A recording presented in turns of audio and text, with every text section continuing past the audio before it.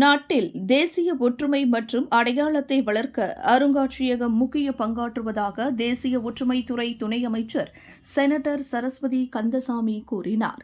இந்த அருங்காட்சியகத்தில்தான் பல இன மக்கள் மற்றும் மதத்தைச் சேர்ந்தவர்கள் மலேசியர்களாக ஒன்று கூட முடிகிறது. இங்குதான் நாட்டின் வரலாறு, வளர்ச்சி மற்றும் பாரம்பரியத்தை காண முடிகிறது என்றார் அவர்.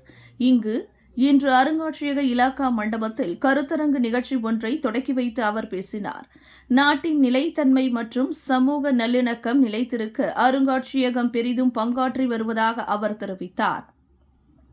இந்நாட்டின் வரலாற்றை நடப்பு சந்ததியினரும் மற்றும் வருங்கால சந்ததியினரும் தெரிந்து வைத்துக் கொள்வது மிக அவசியம் என அவர் சுட்டிக்காட்டினார்.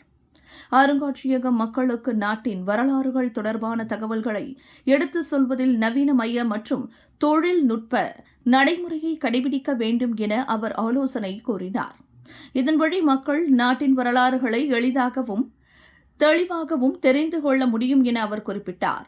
இந்த இலக்கியவியல் காலத்தில் கற்பதிலும் கற்றுக்கொள்வதிலும் துரித மாற்றங்களை நாம் காண முடிகிறது. ஆகையால் அருங்காட்சியகத்திற்கு நவீனமயம் மிக அவசியம் என அவர் சொன்னார். மக்களுக்கு வரலாற்று அம்சங்கள் மற்றும் தகவல்களை கொண்டு செல்வதில் பாரம்பரிய நடைமுறையை நாம் இனியும் பின்பற்ற முடியாது என்றார் அவர்.